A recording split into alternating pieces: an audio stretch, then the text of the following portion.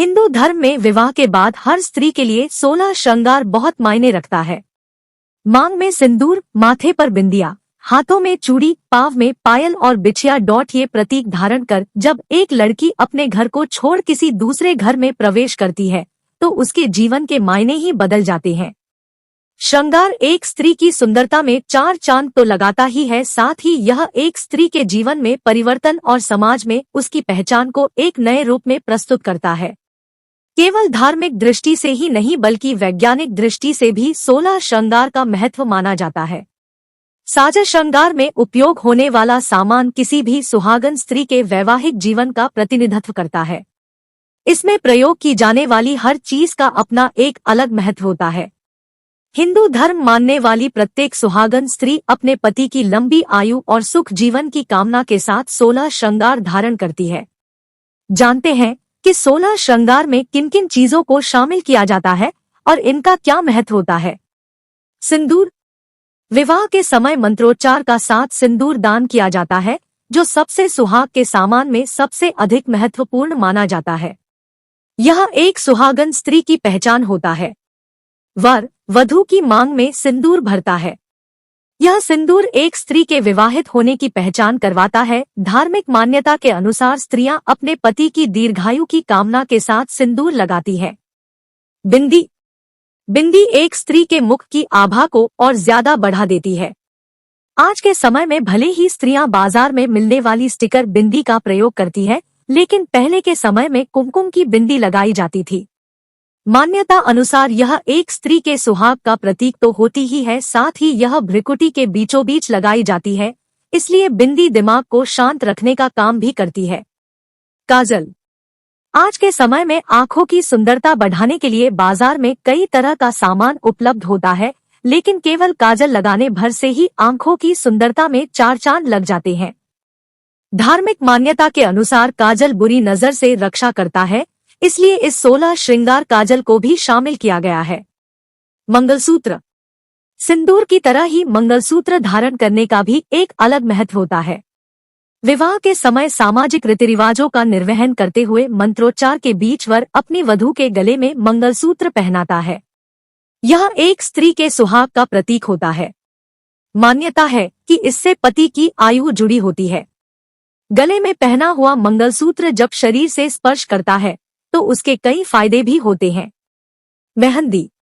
हिंदू धर्म में शादी के समय मेहंदी रचाना एक महत्वपूर्ण रस्म होती है। मेहंदी को बहुत ही शुभ माना जाता है। हर सुहागन स्त्री के लिए हाथों में मेहंदी रचाना सौभाग्य का प्रतीक माना जाता है। लोकमान्यता अनुसार मेहंदी का रंग जितना गहरा होता है, वैवाहिक जीवन भी उतना ही खुशहाल होता है। कवंदती अनुसार मेहंदी के रंग की गहराई पति के प्रेम की गहराई का प्रतीक होती है। चूड़ियां। आजकल के समय में कई तरह के डिजाइन और धातु आदि की बनी हुआ चूड़ियां आने लगी हैं, लेकिन सुहागन स्त्री के लिए कांच की चूड़ियां पहनना शुभ माना जाता है। लाल और हरे रंग की चूड़ियां सुहागन स्त्री की सुंदरता को और भी अधिक बढ़ा देती है। 16 श्रृंगार में चूड़ियां एक महत्वपूर्ण स्थान रखती है। मान्यता है कि चूड़ियों की खनक से नकारात्मकता दूर होती है। बिछिया। हिंदू धर्म में एक विवाहित स्त्री के लिए पैरों में बिछिया पहनना अनिवार्य माना जाता है। शादी के समय पैरों में बिछियां भी पहनाई जाती है, जो कांसे की बनी होती है। कुछ दिनों बाद इन्हें बदलकर चांदी से बनी बिछियां पहन ली जाती है। सुहाग के सामान में बिछिया भी बहुत महत्वपूर्ण मानी जाती है। गजरा। स्नानादि करने के पश्चात मांग में सिंदूर लगाने के साथ ही बालों का सजाने का प्रचलन बहुत पहले के समय से रहा है। जब भी 16 श्रृंगार की बात आती है, कोशों को संवारने और अलंकृत करने की बात जरूर आती है। पहले के समय में स्त्रियां अपने बालों में चंदन आदि की सुगंधित धूप देती थी, जिसके बाद फूलों आदि से उन्हें सजाया जाता था। सलीके से बंधे और सजे हुए बाल सुहागन स्त्री का प्रतीक माना जाता था। मान्यता है कि बालों में गजरा लगाने से वैवाहिक जीवन में प्रेम की सुगंध से महकता है। दुल्हन का लाल जोड़ा। सांकेतिक तस्वीर, फोटो, डेमो फोटो। लाल जोड़ा। हिंदू धर्म में लाल रंग को बहुत तरजीह दी जाती है, क्योंकि यह शुभता और सुहाग की निशानी माना जाता है। हालांकि आजकल बाजार में कई डिजाइनर और अलग अलग रंगों को जोड़े आने लगे हैं, लेकिन ज्यादातर लड़कियां अपनी शादी में लाल रंग का जोड़ा ही पहनती है। देवी माँ को भी लाल रंग की चुनरी ही चढ़ाई जाती है। मांग टीका। एक सुहागन स्त्री के लिए मांग टीका बहुत ही महत्वपूर्ण होता है। मांग के बीचों बीच पहना जाने वाला यह आभूषण चेहरे की आभा को तो बढ़ाता ही है, साथ ही यह वैवाहिक जीवन के सही साथ कर चलने का प्रतीक भी होता है। नथ। शादी के समय दुल्हन को सोने की नथ अवश्य पहनाई जाती है। नथ के बिना दुल्हन का श्रृंगार अधूरा सा लगता है। सुहागन स्त्री के लिए नथ एक आवश्यक आभूषण माना गया। कर्णफूल। कर्णफूल यानी कानों में पहने जाने वाले कुंडल। आज के समय में वैसे तो कई तरह के डिजाइनों में आर्टिफिशियल कुंडल आने लगे हैं, लेकिन आमतौर पर सोने, चांदी और कुंदन के बने हुए कर्णफूल धारण किए जाते हैं।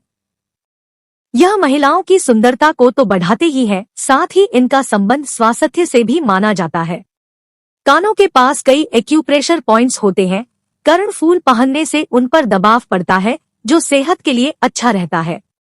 लोक किंवदंती के अनुसार कर्णफूल धारण करना सदैव अच्छी बातों को सुनने के प्रतीक होता है। बाजूबंद। हाथों के ऊपरी हिस्से में स्वर्ण, कुंदन या चांदी आदि धातुओं का बना हुआ बाजूबंद धारण किया जाता है।